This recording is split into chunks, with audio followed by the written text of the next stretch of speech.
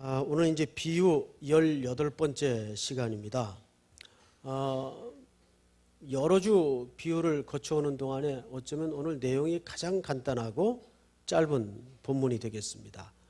오늘 내용은 세 등분으로 이해를 하면 쉬울 거예요. 누가 겨자씨 하나를 자기 밭에다 심었어요. 그것이 이제 성장을 해서 자랐습니다.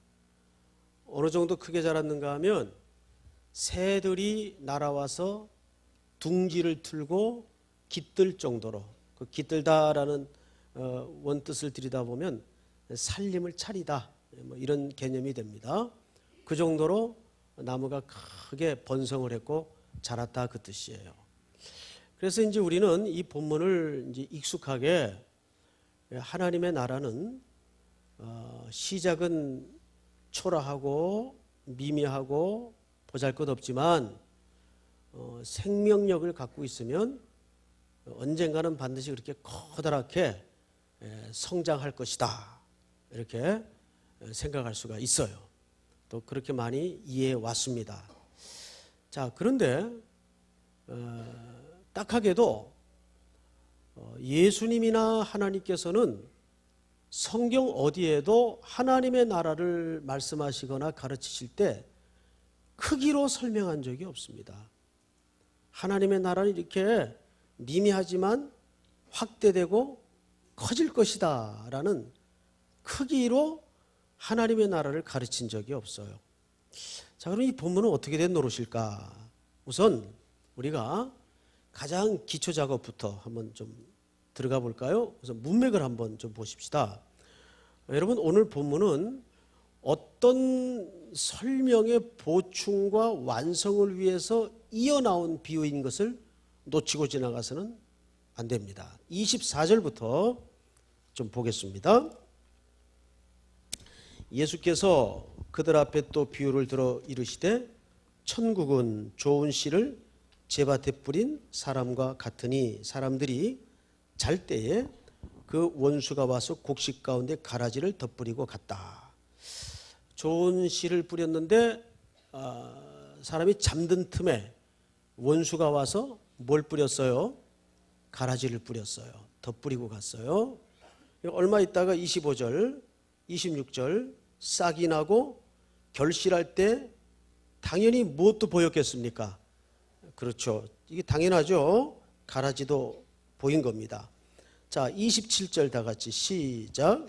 집 주인의 종들이 와서 말하되 주여 밭에 좋은 씨를 뿌리지 아니하였나이까? 그런데 가라지가 어디서 생겼나이까? 자, 종들이 물었어요. 밭에 좋은 씨를 뿌렸는데 이거 어떻게 된 노릇입니까? 그래서 주인이 이르되 원수가 이렇게 하였구나. 종들이 말하되 그럼 우리가 가서 이거 뽑아버릴까요? 그러자 29절 시작. 주인이 이르되 가만두라. 가라지를 뽑다가 곡식까지 뽑을까 염려하노라. 30절 같이 봅니다. 둘 다 추수 때까지 함께 자라게 두라.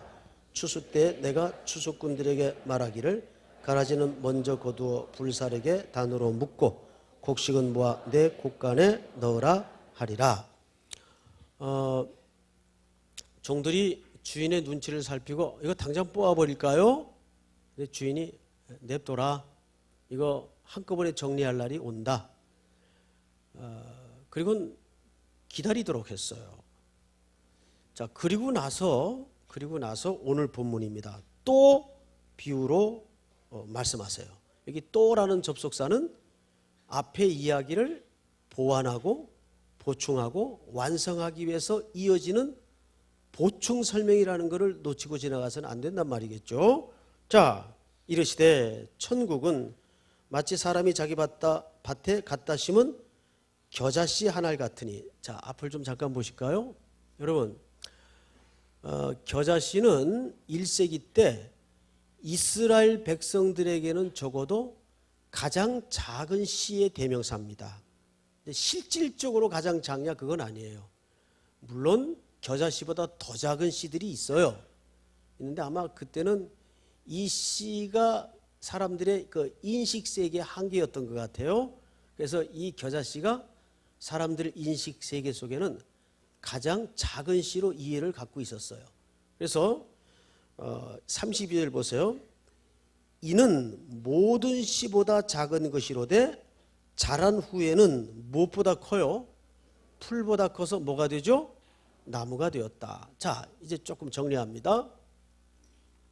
여러분, 이쪽 계통에 조금이라도 전문 지식을 갖고 있거나 또 이 당시 이 이야기를 듣고 있는 청자, 유대인들은 이 이야기가 말도 안 되는 이야기라는 걸 알아요.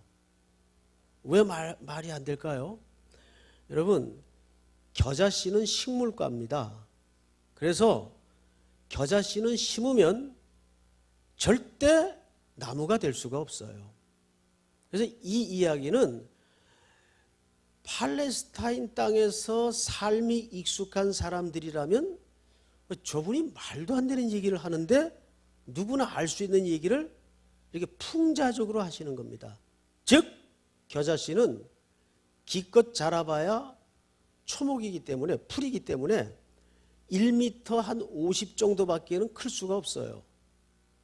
그런데 예수님은 비교급까지 써가면서 무엇보다 커서 풀보다 커 정상적으로 자라는 게 풀이에요. 그런데 그것보다 커서 뭐가 된대요? 나무로 될 수 있습니까? 없습니까? 절대 그런 일은 불가능해요. 그런데 오늘 본문에 보니까 분명 나무가 되었다. 맞죠? 예, 나무가 되매. 어느 정도 큰 나무예요? 공중의 새가 깃들 정도로 큰 나무가 됐어요. 자, 핵심이 여기 있습니다. 여러분, 나무가 됐다는 것은 이것이 정상적으로 자랐다는 얘기입니까? 지금 비정상적이라는 얘기입니까? 그렇습니다. 오늘 본문의 키포인트는 이 겨자씨가 정상적으로 자란 게 아니라 비정상적으로 자랐다는 데 초점이 있어요. 비정상적으로 자라서 새들이 깃들 정도의 크기가 되었어요. 자, 여러분, 지금부터 몇 가지 제가 역사적 신뢰와 현실적 신뢰를 한번 말씀드릴 테니까 눈을 부릅뜨고 제 얘기에 귀를 좀 기울여 보세요.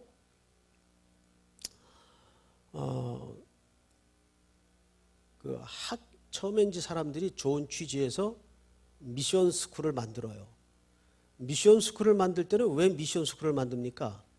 기독교적인 인재를 양성하고 그리스도의 제자를 만들기 위해서 그런 좋은 기초 정신 하에 학교를 설립합니다.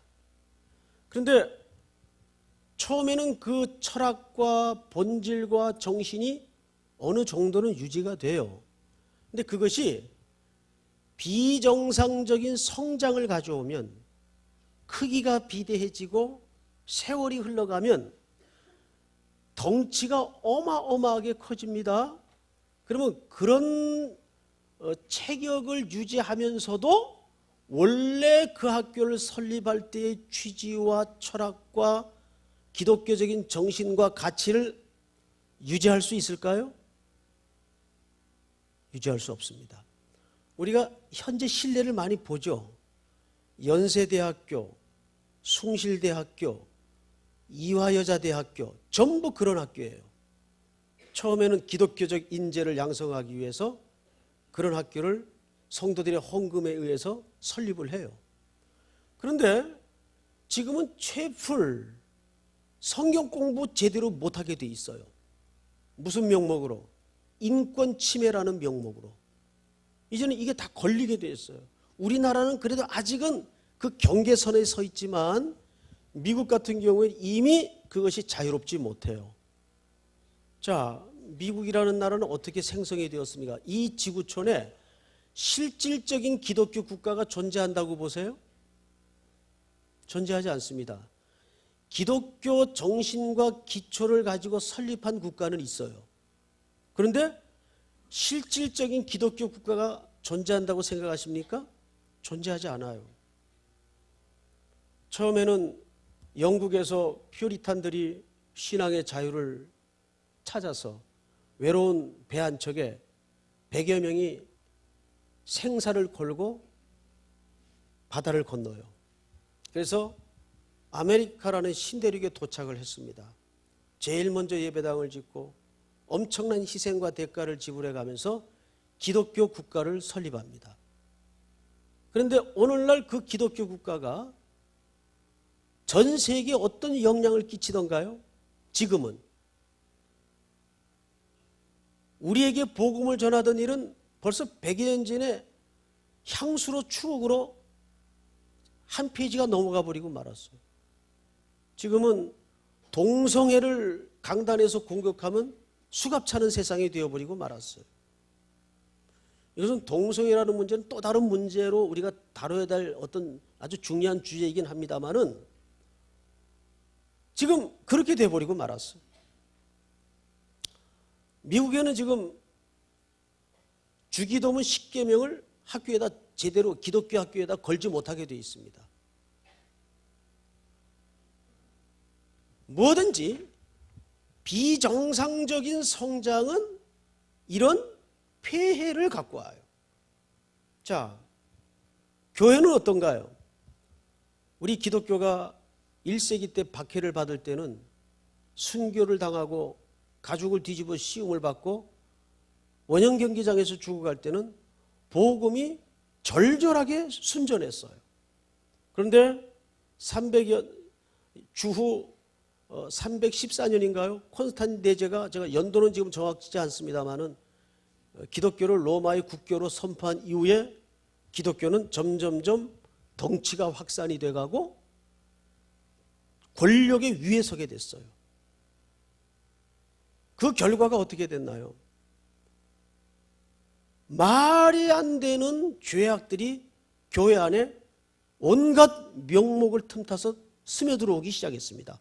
혼합주의, 외형 팽창주의, 번영의 신학, 실용주의, 이런 것들이 교회 안에 스며들어오기 시작하면서 성경은 뒷전으로 하고 사람을 숭상하고 제도를 붙들고 덩치를 유지하는 데 급급하기 시작했습니다. 온갖 부패들이 교회 안에서 벌어지기 시작했어요. 그래서 마틴 루터가 처음에 캐톨릭을 절대 반대했던 게 아닙니다. 마틴 루터가 주창했던 오직 한 가지는 성경에서 말하는 교회가 갖춰야 될 본질로 돌아가자, 이거였어요. 그런데 캐톨릭에서 마틴 루터를 내쳤죠. 그래서 튀쳐나온 게 프로테스탄트, 오늘날 우리 교회예요. 그런데 또 수백 년의 세월이 이어 넘어오면서 교회도 세월이 가면서 덩치가 커가고 팽창주의, 성장주의, 번영, 이런 가치를 추구하게 되면서 오늘날 교회는 캐톨릭 이상의 부패상을 갖고 왔어요. 한국교회가 더 이상 만신창이가 될 수 없을 정도로 깊은 나락에 빠졌어요. 이게 전부 무엇이 가져다 준 열매입니까? 비정상적인 성장이 가져다 준 열매예요. 오늘 이 본문이 의도하는 바가 뭐예요? 예수님께서 무슨 얘기 끝에 이 얘기를 했다고요? 가라지와 알곡이 있더라고요, 한 밭에. 예? 그런데 이걸 지금 가라지를 뽑아버리자 알곡이 다칠까 봐 마지막 최종 정리 기간인 심판 날 때까지 그냥 둬라. 그때까지는 섞여 있는 거예요. 그러니까 하나님의 나라가 그렇단 말이에요. 이미 하나님의 나라는 이 땅에 도래했는데 이 땅에서 진행되고 확대되어 가고 있는 하나님의 나라가 어떤 속성을 갖고 있다고요? 비정상적인 성장의 요소를 갖고 있다고요. 하나님의 나라가. 지금 그것이 교회 안에도 있고 우리의 의식 구조 안에도 얼마든지 녹아들어 있다고요. 소위 실용주의, 번영신학, 외형 팽창주의, 이런 가치에 쩌들어서, 그러니까 이것이 전부 비정상적인 성장이 가져다준 열매들인데 그 열매들을 조금 스케치해 보면 이런 단어로 정리할 수 있습니다. 우월감, 교만함, 자기과시, 지배욕, 이게 기독교의 역사의 현상에서 일어난 태도들이었어요. 그러면 정상적인 성장은 어떤 느낌일까? 어떤 스케치의 모습을 담아낼 수 있을까? 정상적으로 성장하는 하나님의 나라라면, 제가 성경 한 군데 읽어드릴게요. 들으시기 바랍니다. 나는 마음이 온유하고 겸손하니 나의 멍에를 메고 내게 배우라. 그리하면 너의 마음이 쉼을 얻으리니 인자가 온 것은 섬김을 받으려 함이 아니라 도리어 섬기려 하고 자기 목숨을 많은 사람의 대속물로 주려 함이니라. 이것이 바로 예수님이, 하나님이 성경을 통해서 일관되게 가르쳐 주셨던 하나님의 나라의 본질이고 가치예요.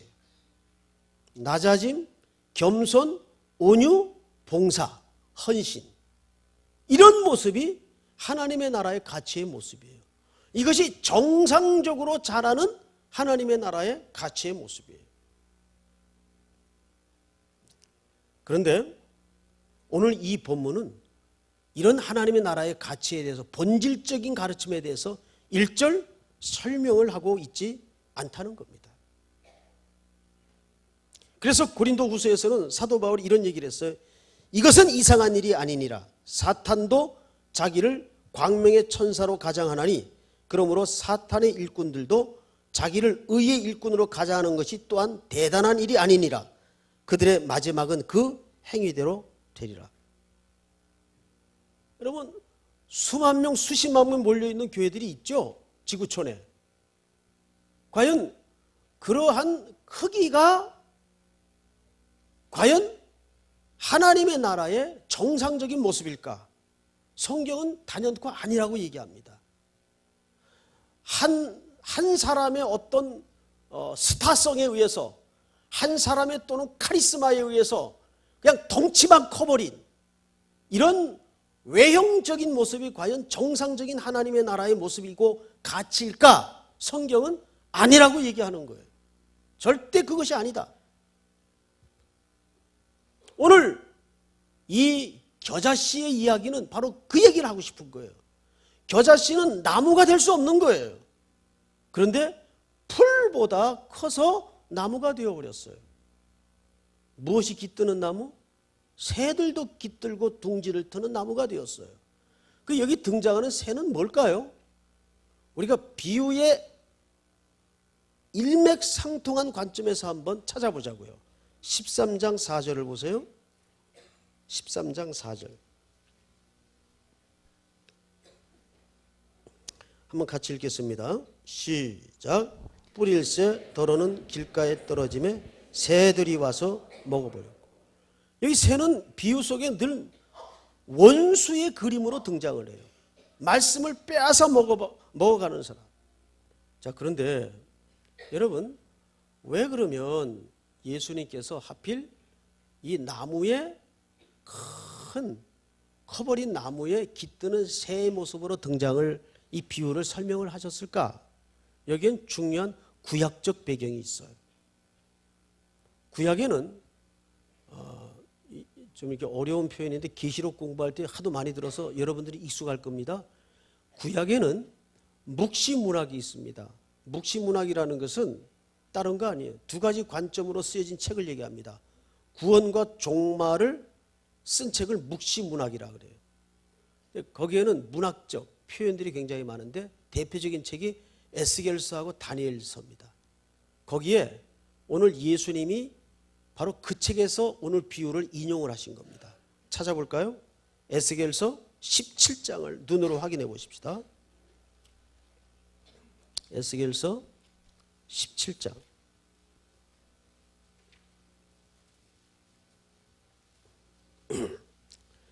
천천히 1173페이지 열고 앞을 좀 보세요.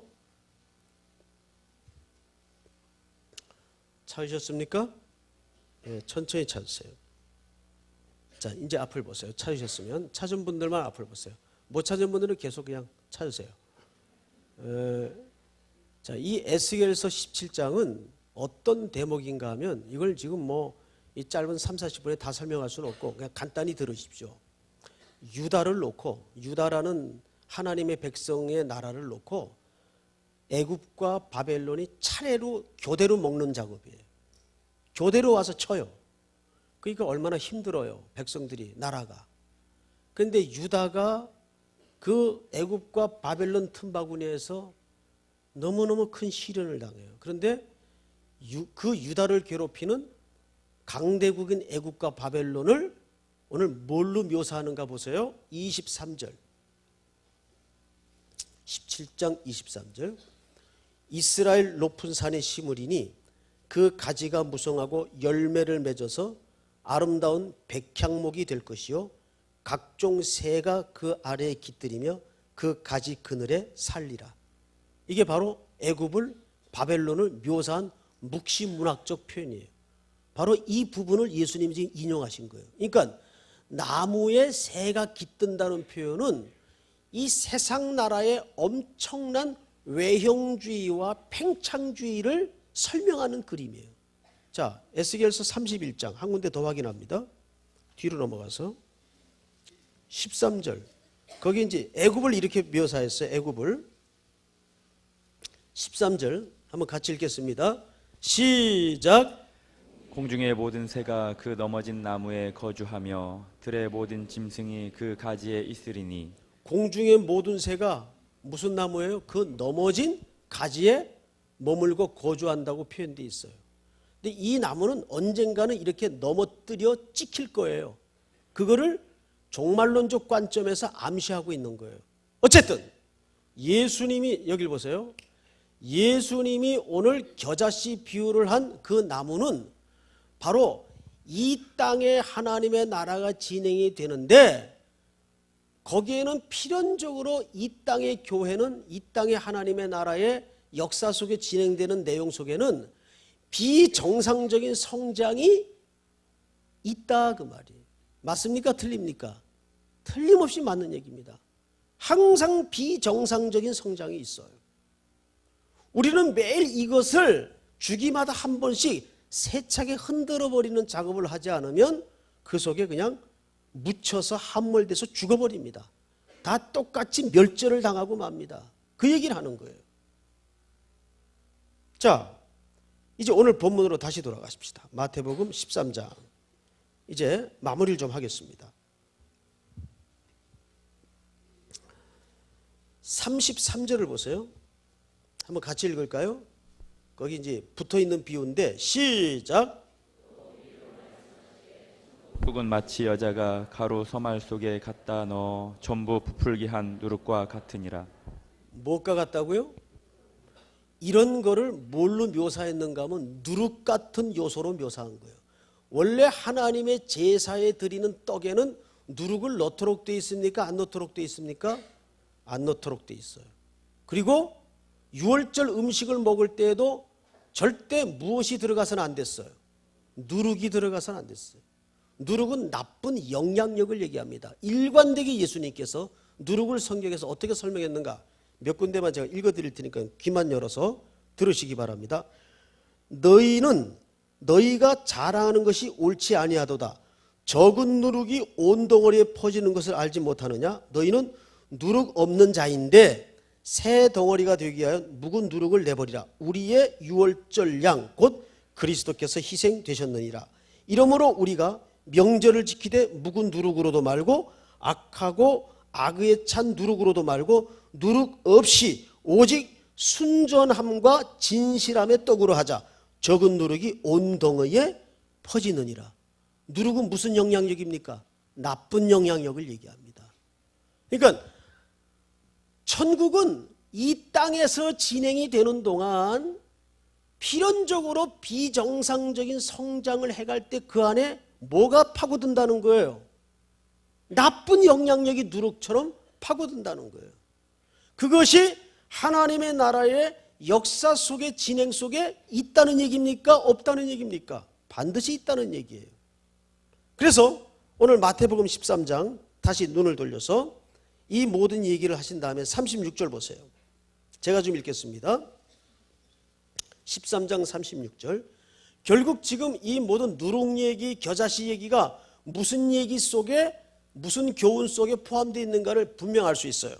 이에 예수께서 무리를 떠나사 집에 들어가시니 제자들이 나와 이르되 밭의 가라지 비유를 우리에게 설명하여 주소서. 대답하여 이르시되 좋은 씨를 뿌리는 이는 인자요, 밭은 세상의 좋은 씨는 천국의 아들들이요, 가라지는 악한 자의 아들들이요, 가라지를 뿌린 원수는 마귀요, 추수때는 세상의 끝이요, 추수꾼은 천사들이니 그런즉 가라지를 거두어 불에 사르는 것 같이 세상 끝에도 그러하리라.